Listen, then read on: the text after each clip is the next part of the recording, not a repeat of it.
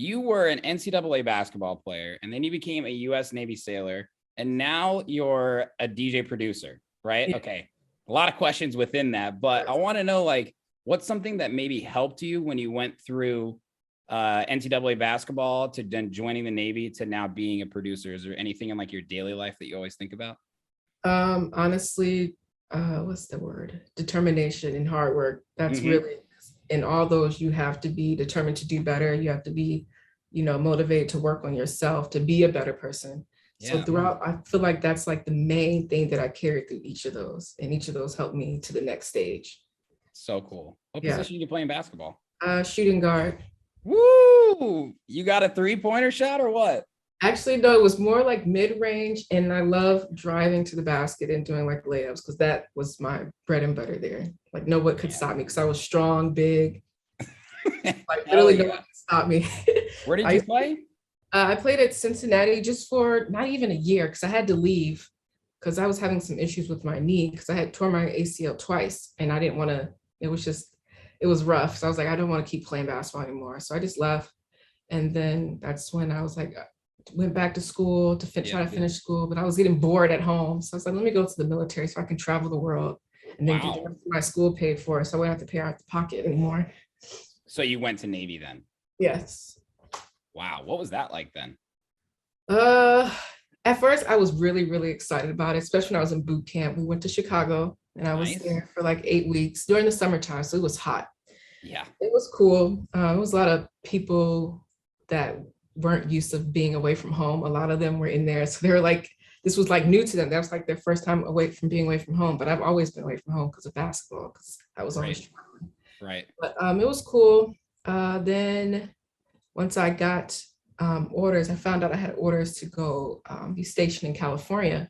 And I was like, to me, I don't know, something in my head was like, this is it. Like something is going to happen when you get there. Like something that you like been wanting, your dreams is going to happen when you get there. Because I was the only person in my group that got orders to be in this place called Oxnard, California. Yeah, of course. Like 45 minutes from LA. Yeah. Only person. It's beautiful there too, isn't it? Yeah, it's very nice. It's like a place where you can raise your family. It's a beach town pretty much. Yeah, nice. But I was the only person that got that. And I was like, you know what? Things are happening. Like the universe is telling me something. So I always had that in my mind. Right. I was going to do something, but I didn't know what it was. But yeah, then I was there for like 4 years. It was rough 4 years because I was ready to leave. It was just so boring to me because there was nothing for me to do. I wasn't progressing in life the way I wanted to be. Did you travel like you thought you were going to? Nope. Oh, okay. I traveled on my own though. I took myself and my cousins. We went to Costa Rica, Belize, because that's the stuff I wanted to do. I wanted to go travel and I didn't do that. So that's, I guess, played into the part of it being not such a fun experience for me because that was one of the main reasons why I joined. Yeah, for sure. But then I got out, and actually this past December I got out. So it was early. Got out, like, is it like, can you just leave? Like you go to school and you serve your time? I mean, how does, I have no idea. No, I signed a 4-year contract. Okay. But it was extended because I got medically discharged because of my knee. My gosh, how's your knee right now? Oh, it's fine now because I don't really work out on it too hard. Like I still work out, but I don't do like vigorous workouts like I used to do when I was playing basketball. Yeah. I really cut back on a lot of stuff. So it's been fine. It's been healing. I haven't had really too much issues with it. But yeah, I had to get medically discharged from the military, which I was super happy about. So it was not a sad moment.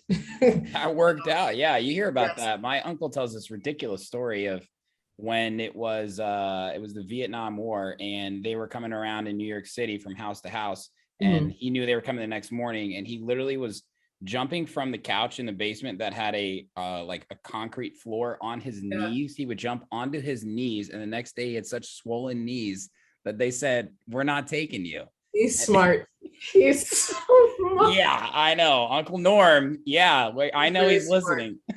There's so much stuff that people were telling me in the military that I need to do. I'm just like, all right. But then a lot of people got away with it. It's just, but it's all like the system is using you. So you might as well abuse the system as well.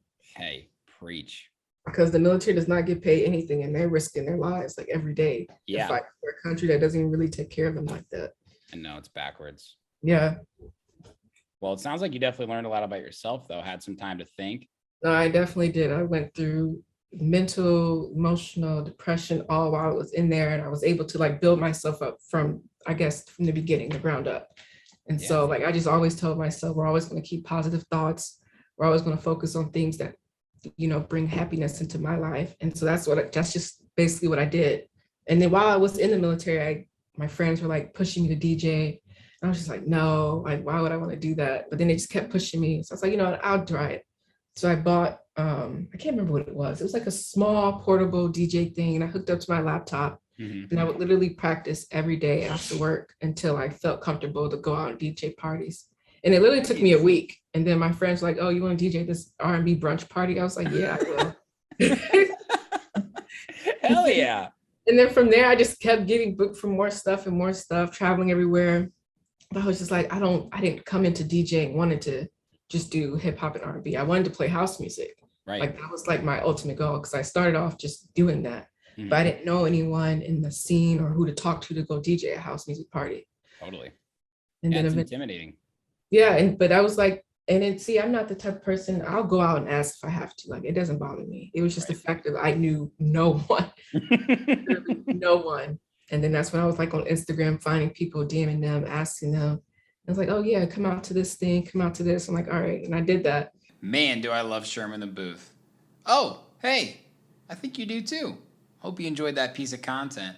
If you're looking for more, make sure to my YouTube channel and hit that subscribe button and turn on all notifications so you don't miss any upcoming Sherm in the Booth interviews, live sets, new music, exclusive artist interviews, Sherm's Word, sub-pack reviews, and more.